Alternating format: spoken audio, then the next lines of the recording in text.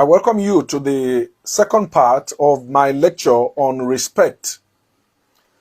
This very lecture is going to be on self-respect, how to show respect to yourself.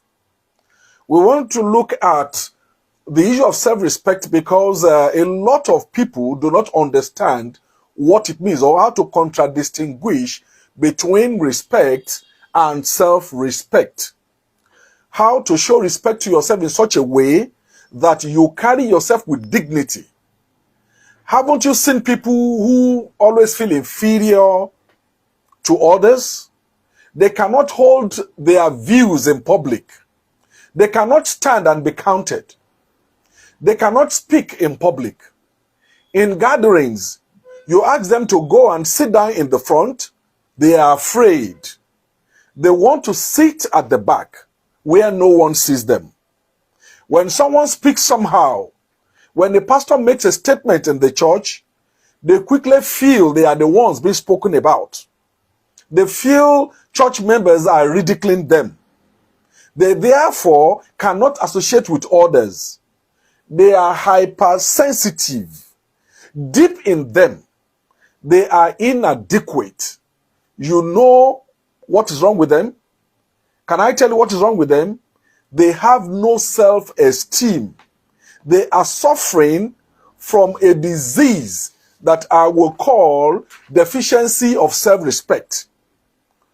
If you know such people, be the person your husband or your wife, your children, your family members, office mates, church members, send them the link to this video. I am more particular about our children. If you notice that any of your children is timid, very afraid to stand tall in their society, they feel inferior to their mates, watch this video now so that you can cure your children of this disease before they grow up and be on their own. This lecture on self-respect is a kind of medication to heal that deficiency. I am here to let you know that no one can make you feel inferior without your consent. If your back is not bent, no one can climb on you like a donkey. Don't just show love to friends or to family members.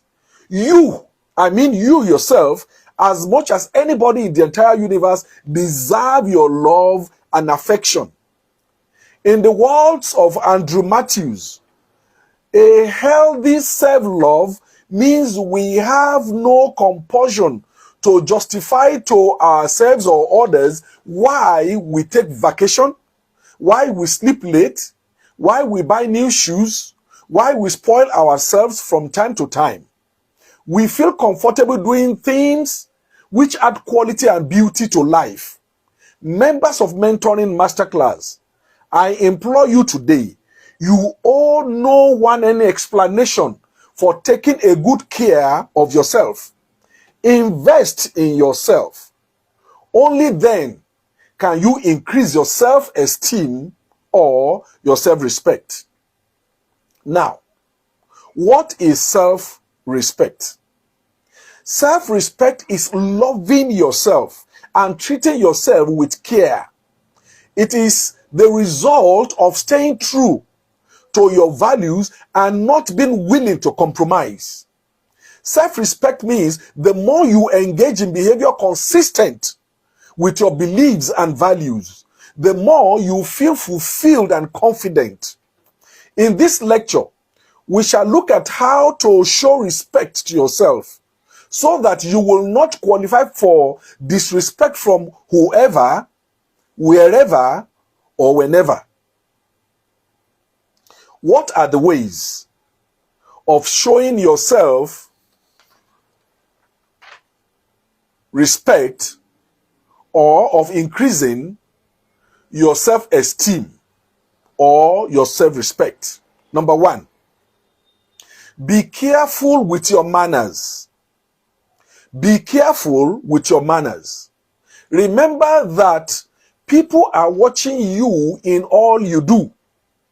Be a man of integrity in all you do, and know deep down in you that you are a man of integrity. Therefore, you are not afraid of anybody, anywhere, anytime.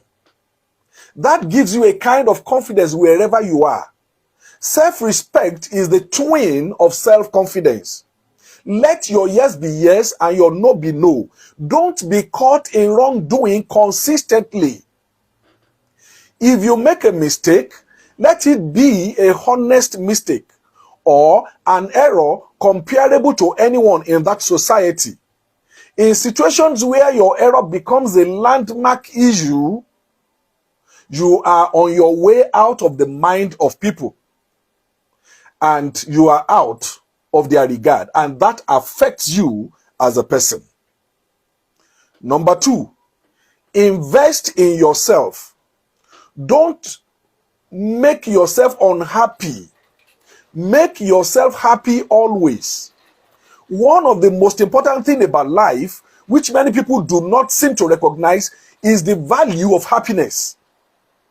Better still, the joy factor. A man seeking self-respect must premise his days on joy and exude happiness always. Happiness is an act of emotion in which one experiences feelings ranging from satisfaction and fulfillment to ecstasy and commanding pleasure despite all challenges. Happy people are healthier and more likely to be fit in the future. Happy people live longer than those who are not as comfortable. Happy people are more productive and more creative. And this effect, these effects extend to those feeling positive emotions. You promptly build your confidence when you choose to do what makes you happy. You are telling yourself that you are worthy and deserving of soaking up every bit of happiness that you can. When you choose to do what makes you happy, you will have no room to sink into insecurities, because happiness trumps them up. Happiness improves your relationship and productivity. It brings people around you. How can you do this? 1, manage the stress level in your life by learning a few time management techniques. Number 2, seek to enjoy yourself. Boost your self-esteem. Have a healthy lifestyle. Be good with friends with whom you can talk and share and build resilience. Number 3, know your worth. Stay true to who you are. Follow your heart and your dream. Take time for self-care. Number 4, anywhere you are, be at your best in terms of self-presentation. Number 2, how to increase your self-respect. Be known for something as an achiever. To develop self-respect, be an achiever and be known for something professionally. Be the best around and possess the quality of being sought for. Be professional in your service, not cutting back on your fees or your quality. If you must cut back on your fees or offer free services, let the cost be known to the people and why you are cutting back or offering it free. And do the best, of course, that you can do. Number 3, be valuable and be a contributor wherever you are. Stay active. People respect men of value. To be valuable means you are very useful and helpful. It is not a must for anyone to know your financial worth. But when you contribute to whatever goes on, you are known and respected. Don't walk away from situations where people expect you to contribute. You can be scared, but learn how to be strategically available and strategically contribute for maximum effect. Be a giver more than a receiver. respect yourself. Number 4, your speeches must be laden with wisdom. Think before you speak. 80% of how people value you is what comes out of your mouth.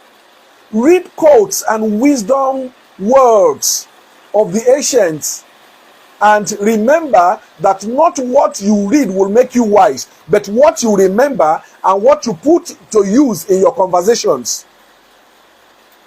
Number 5, surround yourself with positive and supportive people. Remember the African adage that says that you will not fly if you surround yourself with men who pluck feathers to clean their ears. For people who lose self-respect because of low self-esteem, their best bet is to always be in company of supportive and positive people. The friends we keep often speak about who we become. Iron sharpeneth iron. The company of the wise shall be wise. The company of the great shall be great. Learn how to keep the company of the right people. Number 6, treat people exactly the way they deserve. To be deserving of respect, learn how to respect others. Respect is reciprocal. Goes a saying, one good turn deserves another. The golden rule is the principle of treating others as you want to be treated. This is a maxim found in many religions of the world. Treating others well, just the way you hope to be treated, is an attitude that opens you up for good things from other people. Respect means that you accept somebody for who they are, even when they are different from you, or you don't agree with who they are. This is a skill you learn. It doesn't come out naturally. Learn to do this shapes our relationship with confidence, with love, and with security. Number 7, respect time. 2 things are involved in this. Respect your time and respect the time of others. In the first one, respecting your time is a personal virtue, and you have allotted a time for everything you do daily. How you spend your minutes and hours is directly proportional to how you spend your life. When you find people who waste time too much on anything, check their lives. That is how it will be for them. The second is respect for other people's time. When you are given an appointment for a specific time, be there a few minutes before the very time or the commencement of the event, so you can settle and put yourself together. You should have zero tolerance for lateness. When people notice this about you, it is a virtue they respect so much. I am sure if you put all these 8 ideas into use, you will see that you will have built some kind of virtues within you, that it will help you wherever you are, that I am not afraid anybody will disrespect me or anybody will bring me down. May the Lord teach us better. Thank you for watching this program. Next week, we're going to look at how to raise smart children. If you have children who are not smart, you look at your children and you are so disappointed, you are not happy. It looks as if that child is dull. I want to take you through some 12 ways of turning that child into a very smart one. If you have gained anything in this lecture today, please put your comment in the comment section and kindly subscribe to this channel and show this link to your friends. I thank you so much. The Lord be with you. Bye.